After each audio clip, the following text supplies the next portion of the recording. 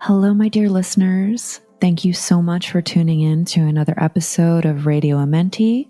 Today, I am so thrilled to have on somebody that I have been inspired by, fascinated by, and curious about for many years. As synchronicity would have it, we connected through social media, and that's the power of these tools, right?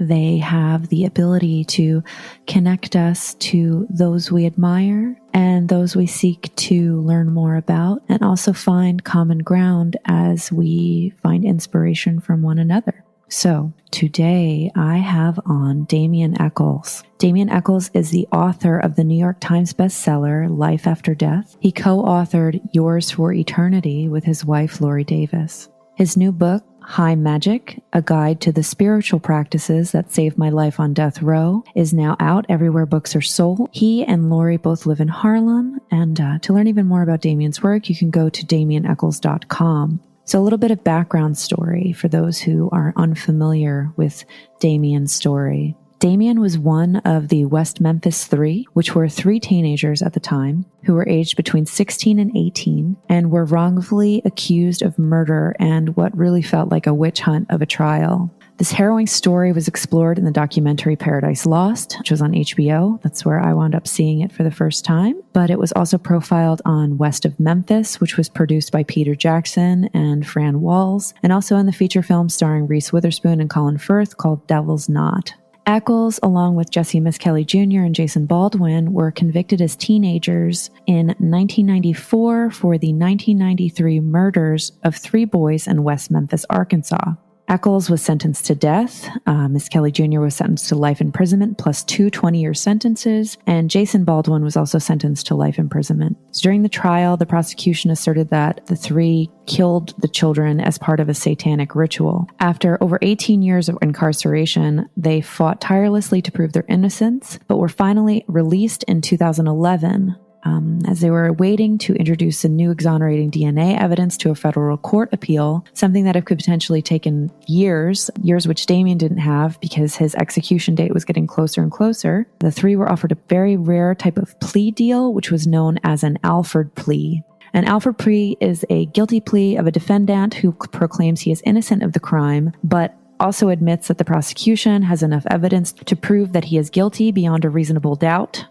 So basically, the three were allowed to be released on time served, but unfortunately, in the eyes of the law, were still guilty. This was a problematic resolution for a multitude of reasons, beyond the fact that Damien had to spend nearly 2 decades of his life on death row. He's still classified as a guilty man, and he cannot legally contest the case or sue the state. Unfortunately, it also covers up all the injustice that led to the situation in the first place. It's really a traumatic story. But the story is also stranger than fiction. It is something out of a movie and was turned into a movie. But with Damien's mindset and the lens of the alchemist, the mindset of the magician, he persevered through all of this adversity and cited his magical practice as one of the key elements for surviving such a horrendous experience and living to tell the tale through his books, work, teachings, and embodied wisdom. When I think of Damien, 2 quotes come to mind from the Emerald Tablet of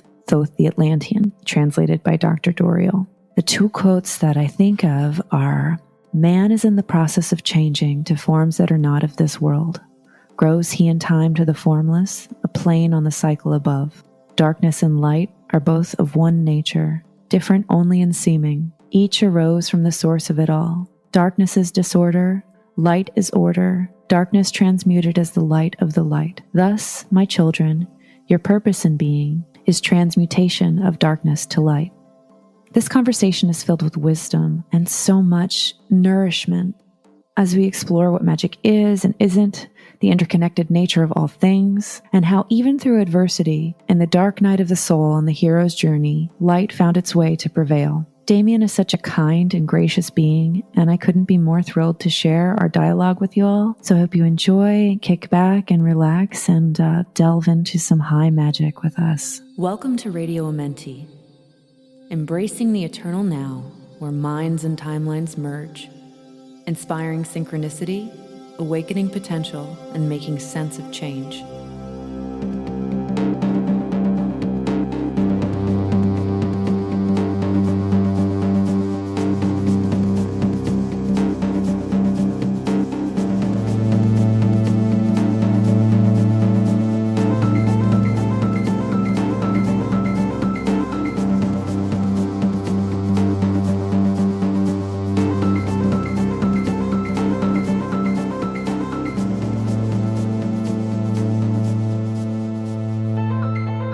so much, Damien, for joining me today. I can't tell you how thrilled I am to have you here and to talk with you. You've been such an inspiration in so many ways, and I just want to take a moment to express the utmost gratitude for being here today.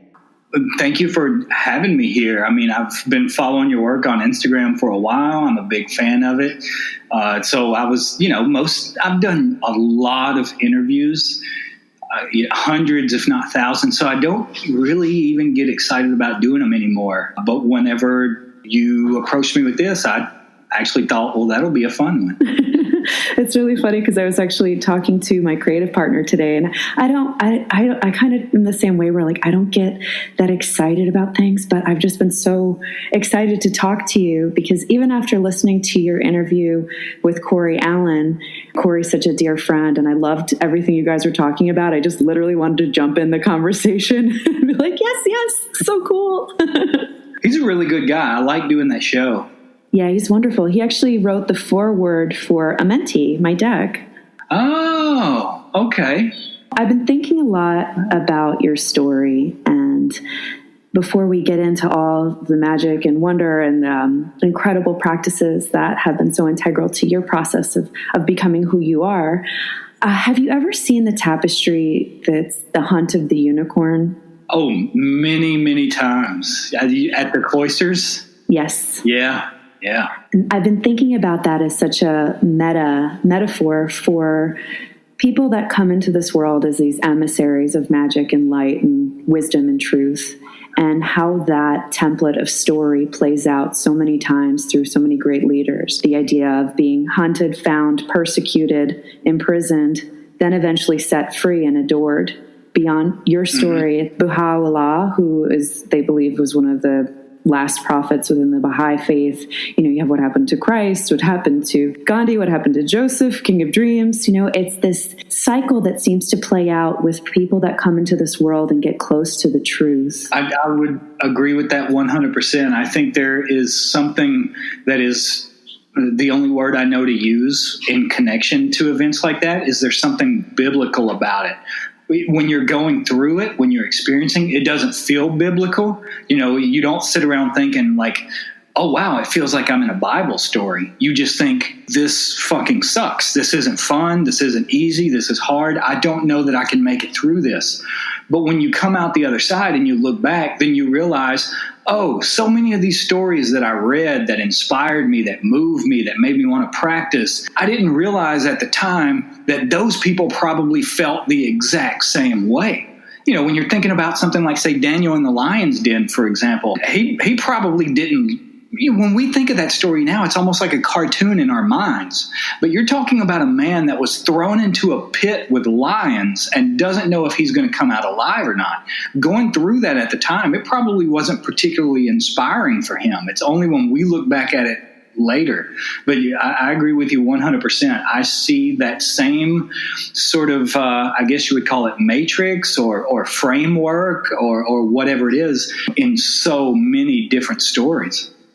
With that being said, too, looking at your own story and everything you've gone through, I mean, the fact that, you were sentenced to death 3 times and spent half of your life imprisoned, looking back on it with the meta-narrative and looking at your story, would you say maybe that is an act of initiation, right? Like going through trauma, going through this rite of passage in such an extreme way.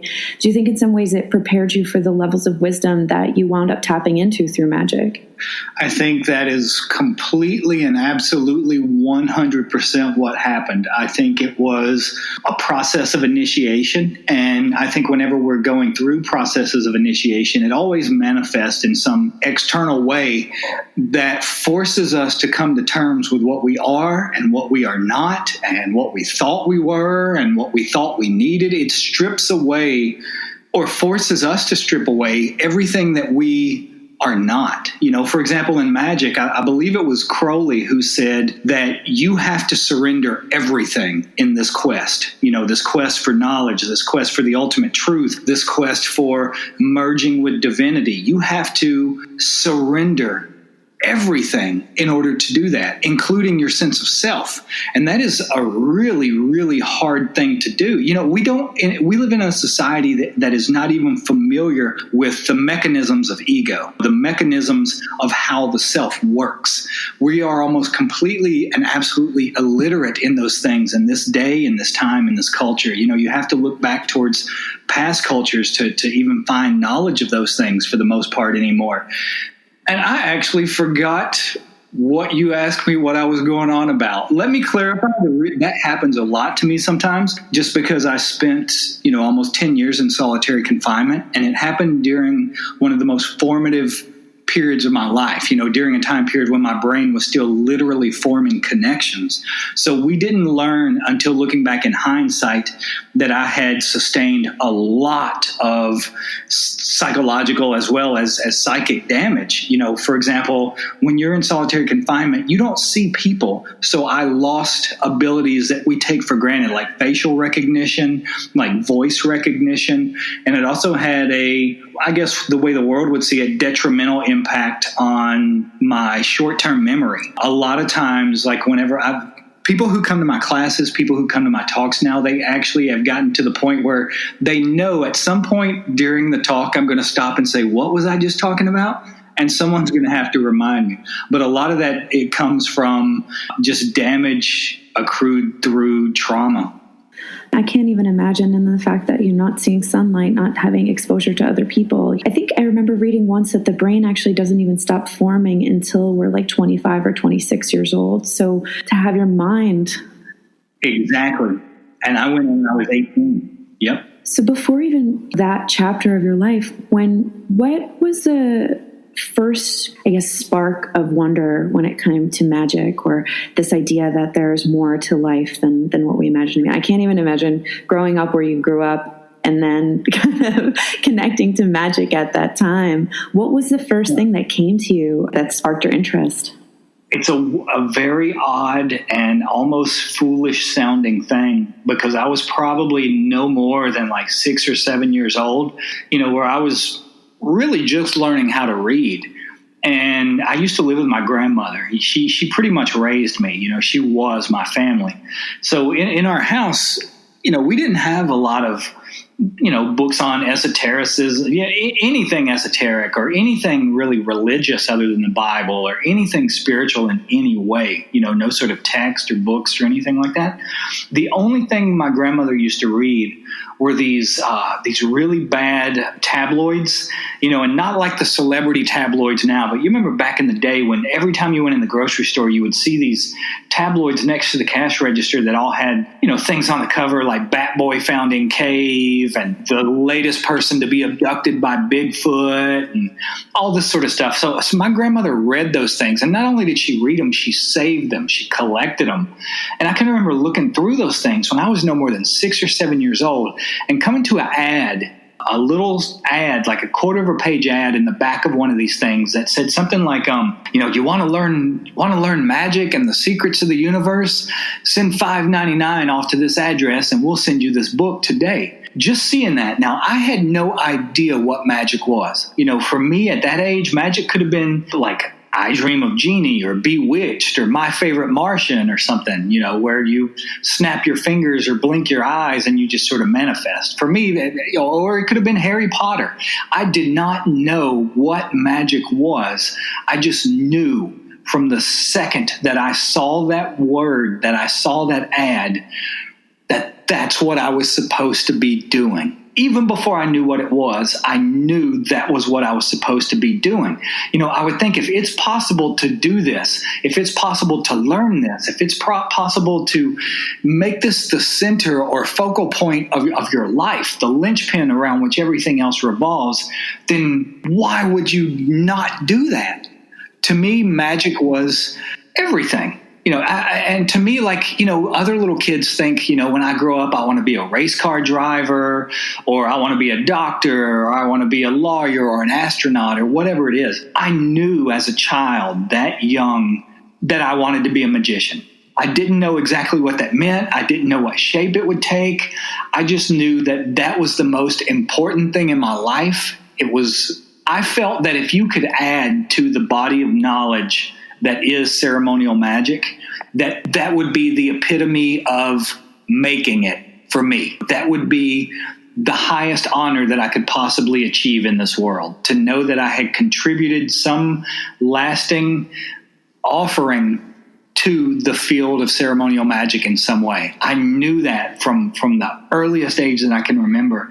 And I guess it was always a huge part of my life, all the way up until my teenage years, when I started to discover, that was in my teenage years. That's when, like, what we now call twitches, like the teenage witches, when you had those books sort of explode on the marketplace. They came into, like, Buckland's Complete Book of Witchcraft, one of the classics in that genre. It started popping up in Barnes and Noble and Borders and all these different places. So suddenly you saw it everywhere. You could suddenly find books on Wicca and witchcraft in Tennessee, which, previously you would have never found in places like that. They started becoming available, and that was what I had access to at that time. So that was what I started delving into paganism. As I grew older, I realized it still did not scratch that deep-seated itch that ceremonial magic had, that ceremonial magic did for me. So I eventually ended up turning back to what is and always has been my first love, which is the Golden Dawn system of magic. But it was still, I think, witchcraft and modern day Wicca, which allowed me to understand magic to a better degree. Because, if you've ever picked up something like Israel Regardie's Black Book, the Golden Dawn book, when you're flipping through that, if you don't have any familiarity with esoteric subjects, it's almost like you're trying to read an alien language. It's really, really hard to figure some of this stuff out. Wicca, modern day paganism, witchcraft, all of that sort of gave me a key that allowed me to start deciphering the higher practices of ceremonial magic. And I realize that's a long answer. Sorry. I totally resonate and relate to that. And we're speaking about the idea of your life experience being an initiation into the path that you've been meant to be on. But I also believe that something happens when we connect to this information. And I look at it that, how, the Buddhist monks, when they go to choose the next Dalai Lama, they'll bring a child the things of the previous Dalai Lama. And if the child picks the right things, that's how they know what it is. Mm-hmm. And I feel like with so much of this stuff, it's a remembering. It's a aha, there it is. There it is again. Yeah. I remember this. Yeah. Now where do I go with it? Yeah. I think what you're describing, the word I always use is epiphanies. Mm-hmm. That's what it feels like. It feels like having epiphanies, like a tiny bomb going off somewhere in your psyche, in your head. And I don't think it automatically has to happen, with I forget where I was going again. Sorry about that. Go ahead with the question. No worries. What I was just getting at was that I feel like these various levels of initiation, they all inform each other, right? Yeah. They talk about how in mystery tradition, we ascend through degrees. Yeah. And even on my path, it was like my grandmother was very much into Crowley, into Wicca, into witchcraft, into demonology, and she really took it to a dark place. Mm-hmm. But I feel like having that in youth informed my proclivities and understandings of Tibetan Buddhism and the Golden Dawn and the Egyptians and all of these other mystery traditions. I feel like everything is supplemental on the path. Yes. That's exactly what it is. I think, the path for everybody is going to be very different and very much the same at the same time. And I think going back to the epiphanies for just a second, I think sometimes it's also, not just when we have them in our own personal way, like we were just describing, but we also experience those sometimes in traditions, in connection with traditions and religions. And for example, one thing I found is that the further and further that I went into the realm of magic, the more and more I started to understand other world traditions, like the Bible, just for example. Once I understood what magic was, what it does to your consciousness, I would read the Bible and I would see it in a way that I had never seen it before, because I had always sort of interpreted it or had it interpreted for me through the lens of people who had never really had those epiphanies. They were just sort of passing down what they had heard, sort of interpreting the Bible for you. And you come across this sort of standard interpretation of, you say a prayer to Jesus and then you wait to die so you can go off to the city in the clouds. And you get kind of turned off by that. You don't see any beauty or any magic or anything in that, but those epiphanies start to come when you learn more and more about magic. You actually start to see things. Just staying on the Bible, for example, you'll look through it and you will understand these stories in a way that you never did before. You will see them in an entirely different light. Just one single example. When we're children, a lot of times by fundamentalists, we're taught that magic is evil. That it's some sort of dark path.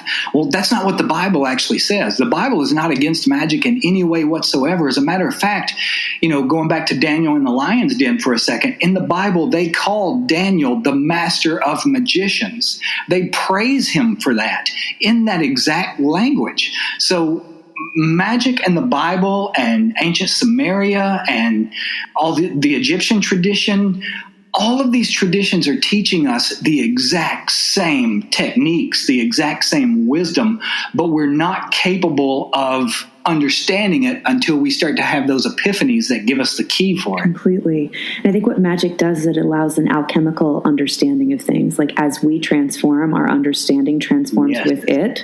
Yes, that's it exactly. And I think it's also that's part of why some people don't understand it, or some people can't see the deeper meanings behind the things. And, to them, it starts to feel stagnant. It starts to feel like a religion they had shoved down their throat all their lives. I think two people can read a page, and it could be anything from Eckhart Tolle's books to the Bible to the Quran, whatever it is. One person will see something consciousness changing in this passage, whereas for the next person, it's nothing whatsoever. I think our consciousness has to go through some sort of process of being refined and being purified and being transmuted before we can start to receive those things. Completely. And the problem is that we live in a society that even now is fundamentally so numb and conditioned to take things at face value. So, you read something and you take it for what it is instead of looking beyond and finding the words beyond the words. Exactly. And not only is it due to, people just not making an effort to look into things, but it's also, in this country, I learned this from, going through the trial that I went through and just seeing the way it was reported in the media at the time. People are under this impression that for some reason the media has to tell us the truth. There's no law anywhere on the books that says the media has to tell you the truth about anything. They may very well be promoting an agenda that they feel is advantageous to whatever social situation that they're trying to engineer or belief system that they're trying to promote, whatever it is. There is nothing that says that any media source out there actually has to give you accurate information. There's very much an agenda behind some of that stuff. Oh, completely. And things are edited to serve a deeper purpose or to feed a narrative that's beyond us. Yes. I remember watching Paradise Lost and the clips from when you were on trial and just how elegant and articulate and just beautifully you answered some of these ignorant questions that were being posed to you. But to somebody with an understanding of esotericism and what you were actually trying to articulate as you were being asked such ignorant things, for me, it was like activating, like, wow, like look at the strength in this person. But for somebody with no understanding, it can be triggering. Be like, oh my God, like Satanism. Yes. What? Yeah. But that's where, reducing the stigma of what magic is and isn't is so important. And even after going through such adversity, to be able to speak on the subject matter still with this eloquence is so beautiful to me. It's just really incredible. Thank you. It's something that I'm really, really passionate about. So I do try to work on it, being able to convey the message of what magic is and what it's possible to do with it, just because it had such a profound impact on my psyche, on my consciousness, and on my life. These practices saved my life when I was in prison. There's no way that I could have kept going under the horrendous psychological psychological, emotional, and spiritual pain and suffering and everything else that I was going through without the aid of magic. You know, I was able to see miraculous changes in myself and in my life due to this stuff. So it's made me really, really passionate about putting it out there for other people to use. And, you know, I'll hear people sometimes say that they don't believe in magic. And number one, that's usually because they don't know what it actually is. They're saying they don't believe in a preconceived idea of what magic is. But also, magic doesn't require you to believe. That's the beauty of it. You know, either it works or it doesn't. It doesn't require us to believe in it. These rituals are set up in a way, and God knows who figured out how to do this stuff, you know, because these things are very intricate, very detailed things that do very specific things to our consciousness. It's like, you know, it's not something that just happened. I honestly believe that this is kind of a divine gift in a way, these techniques and these rituals and this information. I believe in some way or another this was given to humanity as a method for achieving the process of awakening. You know, and that's really what magic is. We don't have traditions in the West. Well, we do have traditions, but we've taught that we don't have traditions in the West that rival, you know, things like Buddhism and Taoism and Hinduism for beauty and depth and all these sort of things. But we do. You know, it's magic. It's just been maligned throughout the centuries until people no longer even know what it is. We have traditions in the West that are just as beautiful and miraculous as anything you can find in the East, but we've never been told about them. And that's what I want to do. I want to be able to tell people about them, to be able to share it with people. And the way that you can share it is that I feel like there's so much fear around the subject, right? And one of my favorite movies of all time is The Never-Ending Story. And there's this one scene where Trey is talking to the Gamorreek, which is that like wolf being. And the wolf has this monologue where they talk about people who are afraid are easy to control, and whoever has control has the power. And people have been so programmed to fear.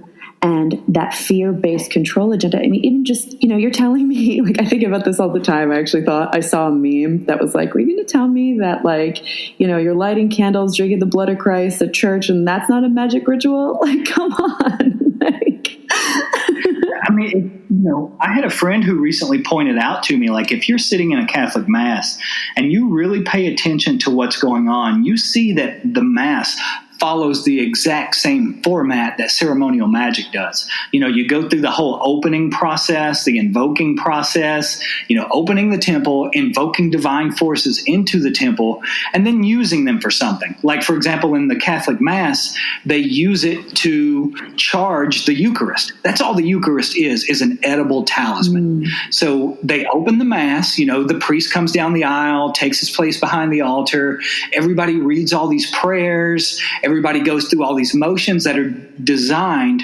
to build up energy the same way you do in ceremonial magic, or the same thing you do like in Wicca whenever they're talking about building the cone of power. You're having all these people contribute to this energy, which is then channeled into the Eucharist. You are putting all of that thought, all of that energy, and all of that light into the Eucharist, which everybody then takes. Everybody takes it internally. And this is why when you're a little kid, they tell you that every time you receive the Eucharist, you become a little more and a little more like Christ. That's because you're essentially doing magic on yourself to make yourself a little more like Christ.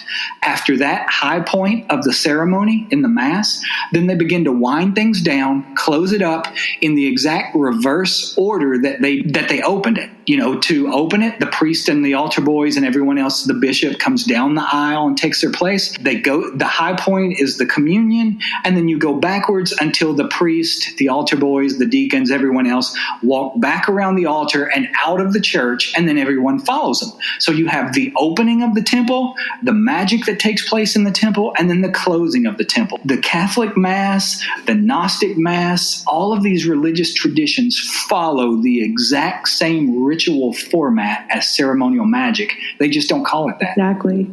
I would love to know, you know, I know this quote is often attributed to Crowley, but I believe it's from Dion Fortune, and it says that magic is the art and science of causing change in consciousness and in conformity with will. So I guess that's the overarching definition. But in your practice and how you articulate magic, what does it mean to you, and what does your practice look like when it comes to ceremonial magic? Magic is the way I always define it. I think when you define it the way either Crowley did, or the way Dion Fortune did, or the way the Golden Dawn as a whole did, they sort of defined magic as being the aim of religion, but the method of science. All of those definitions, I think, are still kind of vague. Maybe during the Victorian era, which is when a lot of the stuff, these definitions were created, maybe it would make more sense to people back then, but people now just don't relate to those definitions. It doesn't really explain to them what magic is. So usually if somebody asks me what is magic, I usually give two standard answers. One is it is the yoga of the West, which I also believe Dion Fortune may have said at one point. And the other definition would be it's the Western path to enlightenment, because that's essentially what it is. My practice, what it looks like is, when you first join the Golden Dawn order, or when you are taught the Golden Dawn tradition of ceremonial magic, the first thing you ever learn is what they call the lesser banishing ritual of the pentagram, followed by the middle pillar exercise. The middle pillar is like a Western version of the chakra system. Very, very important and potent for activating what we think of as, and I hate this word because it sounds so flaky and cheesy, but psychic development, psychic abilities, the ability to perceive things on the astral level of reality, to be able to perceive things that exist on levels of reality higher than the, most bottom level materialistic aspect. That's what the middle pillar is for. The lesser banishing ritual of the pentagram, they actually called it the philosopher's stone of ceremonial magic, because it is the ritual upon which all other rituals are based and built in the realm of ceremonial magic. When you're learning the lesser banishing ritual of the pentagram, not only are you changing the environment that you do it in, you're changing your own energy system and psyche, but you are also learning a formula like you learn when you're doing something like algebra. This same formula you can then take and apply it to an infinite number of different possibilities that you can do with it once you've mastered the formula. You don't realize what you're doing at the time when you first learn this ritual. It's sort of like in The Karate Kid, whenever he makes Daniel wax the car or scrub the deck, and Daniel thinks he's just using him for manual labor until he shows him how these same movements can be used in a different way that he didn't even consider before. That's exactly what is happening to us when we're doing the lesser banishing ritual of the pentagram. Now, as you progress, when you would first go to learn this ritual from the Golden Dawn, and you would say, I want to learn magic, they would give you this ritual and say, take this, go and practice it twice or three times a day for the next year, and then come back after a year and talk to us again, and we'll decide if you want to go from there. The way they knew if you had been doing it or not is because when you come in a year later, they would say, okay, what did you experience from doing that ritual? What changes were you able to perceive in your consciousness, in your psyche, in the way you feel, in the way you perceive the world? They would be able to tell based on your answer whether you had actually been doing the rituals or not, because they do very specific things to you. From that point on, above that, you start to learn things like next level would be like hexagram rituals. Now, when you're doing pentagram rituals, you're dealing with the elements, earth, air, fire, and water, in addition to spirit. When you start working with the hexagram rituals, you're dealing with planetary energies. You've went a step higher than elemental energies into the realm of planetary energies, as well as the energies on the tree of life, which are also very, very closely correspond very closely to planetary energies. So essentially what you're doing, where these rituals came from, the pentagram and the hexagram rituals, think about what you're saying. A pentagram and a hexagram are both stars. Pentagram is a 5-pointed star. Hexagram is a 6-pointed star.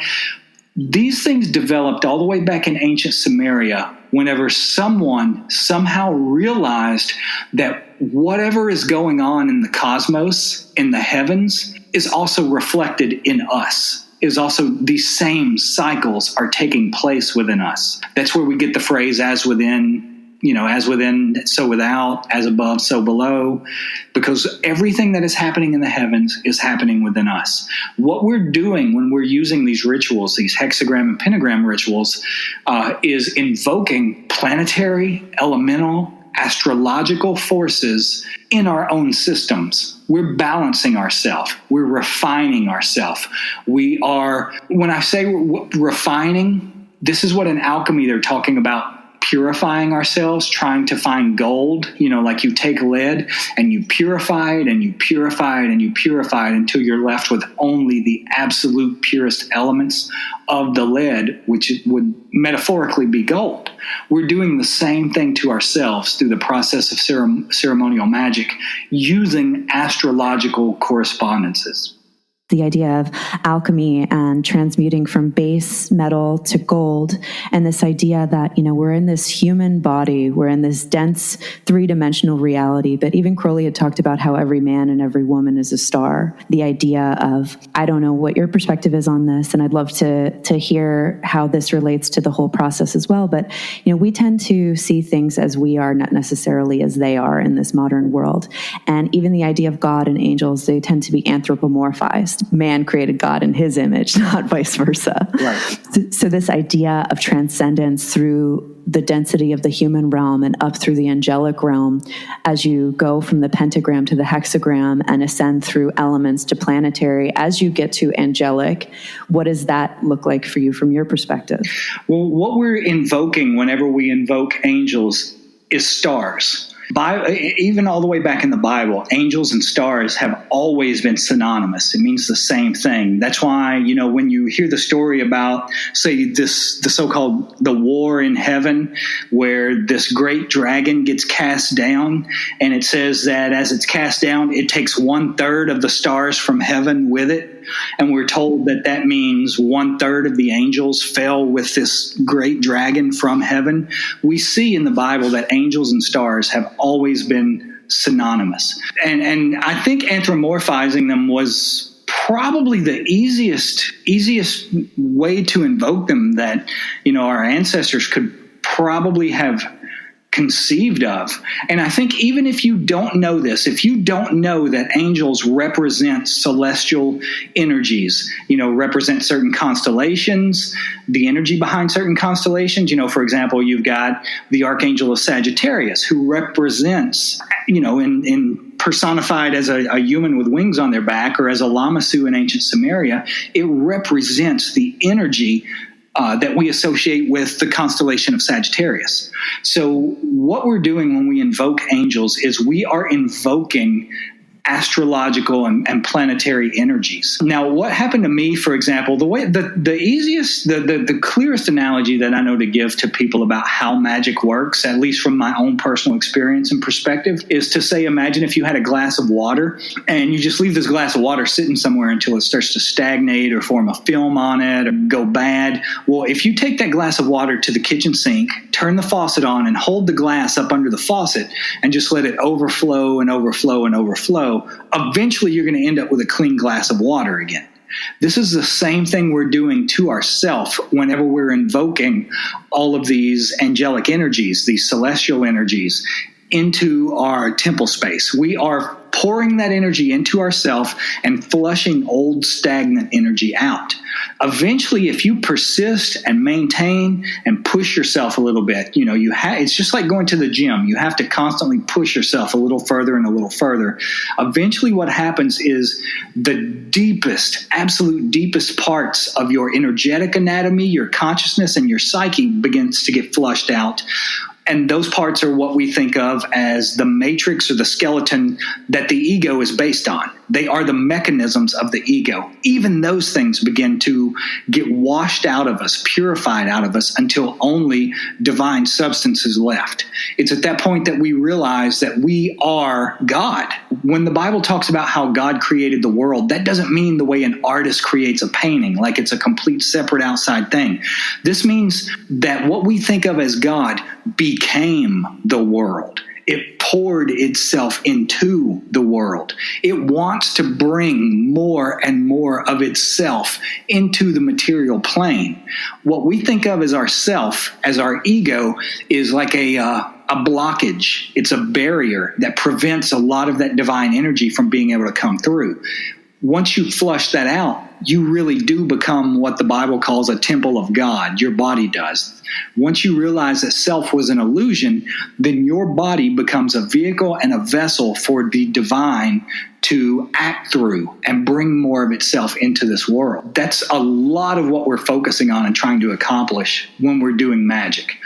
We are also, essentially what we're doing is downloading the consciousness of God directly into our own consciousness by these rituals. And by that, thinking of the consciousness of God, is that what you'd call, like what some may say is unity consciousness, or that understanding how everything connects? In Theosophy, they talk about there's no religion higher than truth. And truth, I think, is an understanding of the interconnected, interrelated relationship of all things. What does that mean to you, receiving that divine consciousness? Well, just from my own personal experience, I guess I kind of went through these things, as levels of initiation. So the first thing I experienced was the dissolution of self. I realized that what I had thought was me was illusion, that I was just pure divine consciousness. The other thing that I experienced was, we say sometimes that we are all part of God or we are all a speck of God. That wasn't entirely accurate based on my own experiences. What I experienced is that we are one thing. Me, you, everyone listening to this right now, everyone you pass on your way down the street today, everyone you see on TV, we are literally one thing. You are the consciousness, the divine source of consciousness that created the world. That's what you are. You are that which looks out through the eyes of every man, woman, child, and animal on this planet.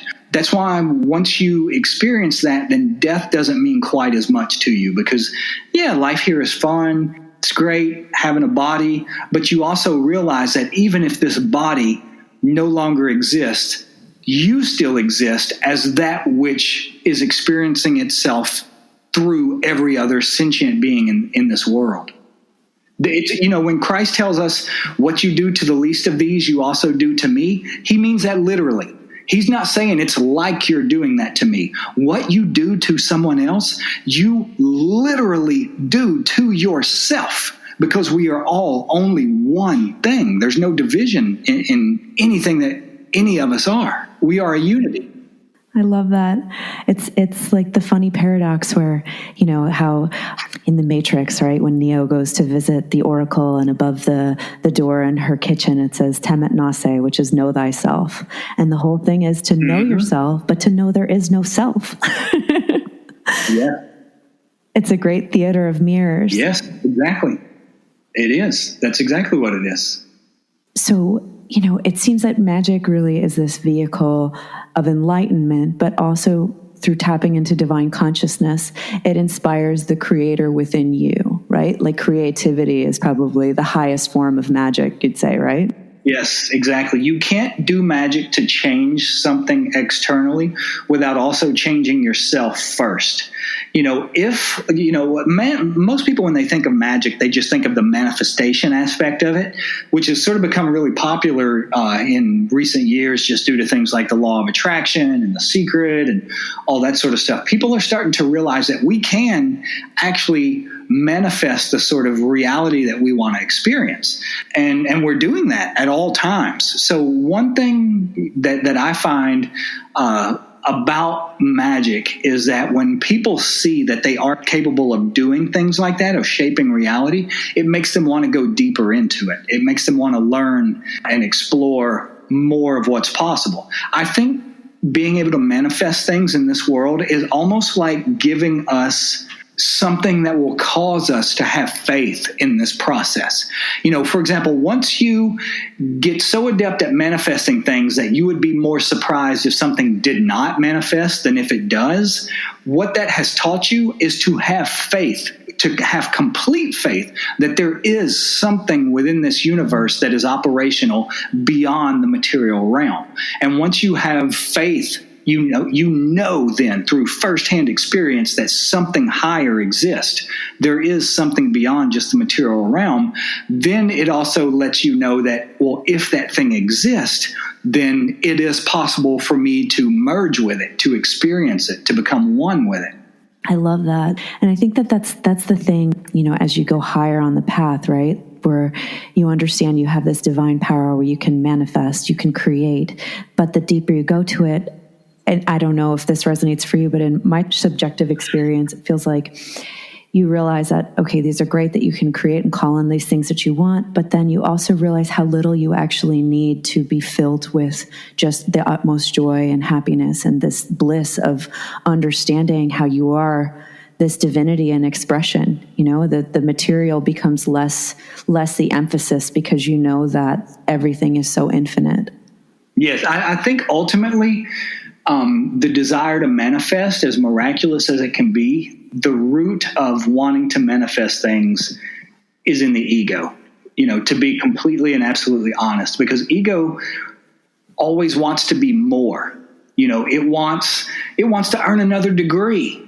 It wants to own, a new car. It wants to have a house that's better than the next door neighbor's house. It wants to move up in its job. Ego is always under the impression that it can be more than it is. And the honest truth is we cannot be any more than we already are, because we are infinite divine consciousness. We are everything. We are everyone. There is nothing that we can have or gain or achieve or anything else that will make us more than we already are. But ego doesn't understand that yet.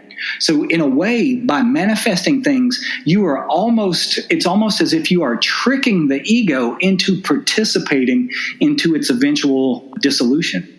Its ego wants to fill the void, and divinity wants to be able to sit in the void and be comfortable in it. Yes. Ego wants to fill the void, and higher self knows that there is no void. I love that. Yeah. Now, with all this too, I'd love to talk to you about the importance of art in this process too. Like when I had listened to your interview with Corey, you guys went on a really great tangent on art being this thing that activates, right? Within mystery tradition, the whole, the story of Hiram Abiff, right? How he was murdered because he wouldn't reveal the Masonic secret. Right. And how you can't speak these things, but you can transmute them or transform through your creation. And how do you feel art and magic go hand in hand? Well, in the beginning, art was a way of preserving and passing on magic. Keep in mind, a lot of what we call art now is more about, honestly, I don't know a word to call it other than like cultural cannibalism. We're sort of consuming popular culture and whatever is, the big social movement at the time or whatever we're against at this time in history. We consume that and turn it into almost like statements on contemporary culture. That's not what art used to be. When you're talking, for example, when you're going back all the way to ancient Sumeria or to Egypt or even up into the Renaissance, what you're talking about with art is a way of passing down information that can be decoded even if the spoken and written language of that time period eventually disappears from the face of the earth. When you're talking about, for example, the Lamassu of ancient Sumeria, you're talking about this entity, this creature that is made up of 4 different animals. It's the lion, the bull, the eagle, and the man. And it looks like a combination of all 4 of those things. Well, they didn't make this just because it looked aesthetically pleasing to them. What this was meant to do was pass on this technique of invoking the fixed signs of the zodiac, Leo, Taurus, Scorpio, and Aquarius, invoking those into our aura so that we become stable, we become fixed, we become immovable. This is the meaning in the Bible when Christ is telling the parable about how if you build your house upon rock, it will stand, but if you build it upon sand, it will eventually be swept away. When we're invoking the fixed signs of the zodiac, we are turning our psyche and our consciousness into stable, immovable rock, into foundation that we can build something higher upon.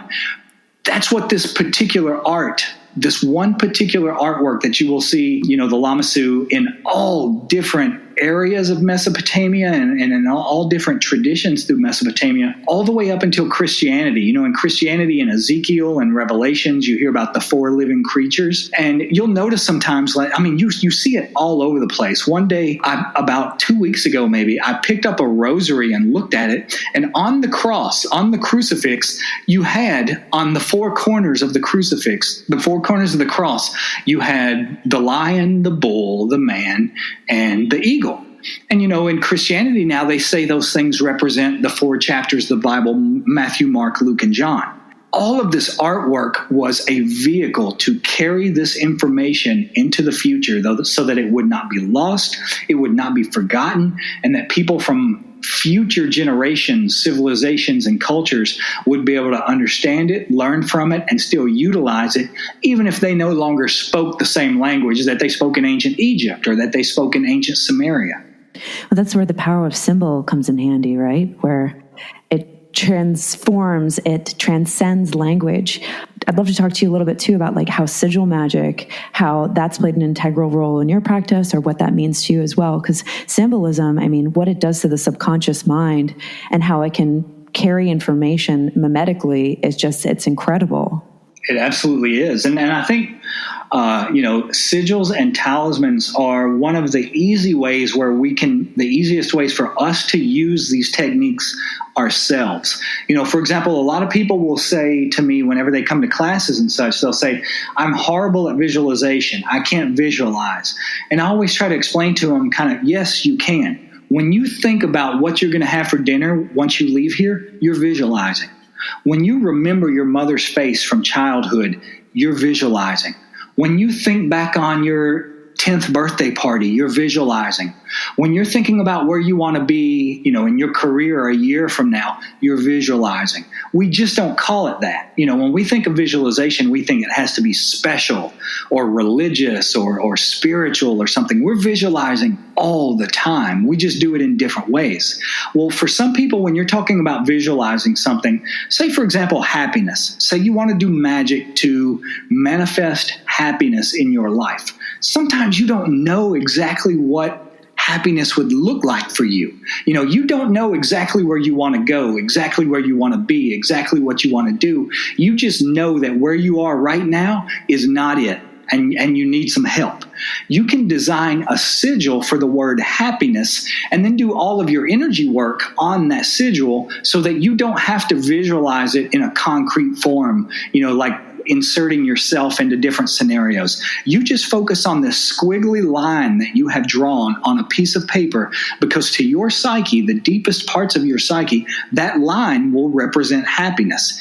Anything you do to that squiggly symbol you have created will fire directly past your conscious mind and into your subconscious mind, take root, flower, bloom, and begin to manifest those things. It will trigger all sorts of little micro changes in you, in the way you think, in patterns and habits that you carry out in the day in order to manifest whatever it is, in this case, happiness that you're wanting to manifest. You do it without having to visualize if you feel like you're not very good at visualization. Sigils are an incredibly, incredibly potent and easy way to cause transformation in ourselves and in the world. As a matter of fact, I can remember a time when I first started using them and I would think, surely it can't be this easy. But the fact of the matter is, it is. It's actually really easy. We just have to put forth the effort to do it. Completely. Yeah, it's kind of mind-blowing because it's like, oh my gosh, wow, I can combine art and magic and create a result by this symbol that speaks to me and only me. Like, what? Exactly. I've done entire art shows. I can't even remember how many art exhibitions I've done, in New York and LA and Chicago, Ireland, just all over the world. And every single piece of my artwork, for the most part, consists of either ritual work or magical symbolism or something in that vein in some way or another. One of the things that I did for a very long time is on a lot of my paintings, I came up with a cipher that I would use like an alphabet, and I would spell out a ritual on the wooden panel that I paint. I would say, may the light protect, guide, and illuminate me as I journey through life and on the path of high magic. Mm-hmm. That becomes the foundation, the back piece of whatever I then paint over the top of it. So every single piece that I created was an act of magic. Wow. Well, that's the thing, the power of word and mantra and intention. You know, we're actively casting spells as we spell our reality with the words that we choose. You know, some believe that abracadabra, as I speak, as I create. And then you think of the Bible again. I mean, it's so funny, all this stuff biblically, right? If you had asked me, even like my grandmother hated the Catholic Church. But then when you see like, wow, this is a metaphorical text. And the beginning was the word and the word was good. You know, when you think about that, like, how, for somebody on the path to understanding magic, would you explain how there's that deep power in word and in the spells and then the language chosen for the desired outcome and will you're putting out into the world? Well, keep in mind, everything is energy. Everything that exists is energy. It just vibrates at different frequencies. You know, for example, a rock is vibrating at a much slower rate than a bird, but they are still just made up of energy that is vibrating at different frequencies. Well, that's what our words are. Our words are sound waves. And when you break sound waves down, sound waves are nothing but patterns of energy. So our voice is an incredibly, maybe even the most powerful tool we have for creating our reality, for shaping the world the way we want it to be. You know, and you notice it's also contagious. You know, for example, if you get around someone who every time they start talking, all they do is criticize or condemn or tear something down, eventually we start doing the same thing. Because that energy is incredibly contagious. That's all words are energy. And that's why, you know, when you're speaking about things, for example, like you're saying certain traditions are an oral tradition, and we sort of think that means that they're just stories that are told, you know, stories that are passed down. That's not actually what that means. When you're talking about an oral tradition, what you are talking about is literally using your voice, using the energy of your voice to transmit a current of energy from person to person to person on down a line. Yeah, it's like, but because it's oral and then oral. So it's like, you know, from lip to ear, wisdom is spread and activated in other people, like that power of word. It's just so incredible. So I know, you know, your first book was High Magic, and right now you're in the process of writing something new. I'd love for our listeners to hear about what you're working on next, where people can find even more about your wealth of wisdom and just so many things. So what's next for you, Damien? Well, next, I just released this past year, I released a book on the very beginning basic practices of ceremonial magic called High Magic. And people can get that anywhere now that books are out. You can get it on Amazon.com, Barnes & Noble, wherever. A lot of esoteric shops, magic shops. And magic is spelled with a K, Magick, High Magic. Right now, I literally just finished like a week ago, what will be the sequel to that, which will be called Angels and Archangels, The Western Path to Enlightenment, where I sort of guide people. If you find that you like doing the practices in high magic and you're amazed at the results you get, then the next book will be saying, okay, well, here's the next level. Let's take it up a notch. And you're going to be even more amazed at the change and the possibility. So that's what I'm working on right now, getting, you know, the last finishing touches, the illustrations and everything else together on that. It won't be out until May of 2020. The editing process is pretty involved for things like that, but that's what I'm on right now. If people want to find me, you can find me on social media just by using my name. Like if you go to Instagram or Twitter, it's just at Damien Echols. I use that on pretty much everything. I also do, if you're familiar with Patreon is where I do most of my teachings at. You know, I release videos, writings, all sorts of stuff, Monday through Friday, things that I normally wouldn't put out in a public format. You know, I always feel like if someone is like being a patron on Patreon, it means they are really into what you're putting out there and they really want access to like the best and deepest parts of it. So that's what I try to put into my my teachings on Patreon. I try to treat it like a school. Whereas on social media, sometimes you start to think, well, a lot of people are going to read stuff like this and they're just not going to be into it at all because they're not into spirituality. They're just into true crime or what have you. So for me, Patreon is like the heart of my teachings, but I do still release things, put things out every now and then through social media platforms, just because I think they are amazingly invaluable tools for getting this information out. Definitely. It's how we were able to connect, and it's a great tool for connecting like-minded spirits and being able to further connect to the process. Yes, absolutely. Keep in mind that they said during the time of Jesus, when he was alive, during his entire ministry, when he's traveling around, he may have only spoken to about 30,000 people maximum in his entire life. Think about how we can reach sometimes 2, 3, even 10 times that number of people through social media in a split second. And we realize how powerful some of these things are that we could be using to get these teachings out. Well, and that's the thing, too, when you look at it with the lens of the magician, the whole idea is as above, so below, as within, so without, as the universal, the soul. The fact that the neural net within computers actually is the same fractal pattern as the neural net within our minds. The fractal pattern, the way lightning grows. So it's just... it exists in everything. Magic is everywhere. And thank you for your magic, Damien. Thank you for having me on here to talk about this. And thank you for, trying to get the word out to people. Like I said, your work inspires me, and I see that it inspires a lot of other people as well. So right back at you. Thank you. Thank you. And I hope to have you on in the future when your next book is out. And all the best with everything you're doing. I would love that. Thank you very much. And talk to you soon. Talk to you soon. Bye. Bye-bye.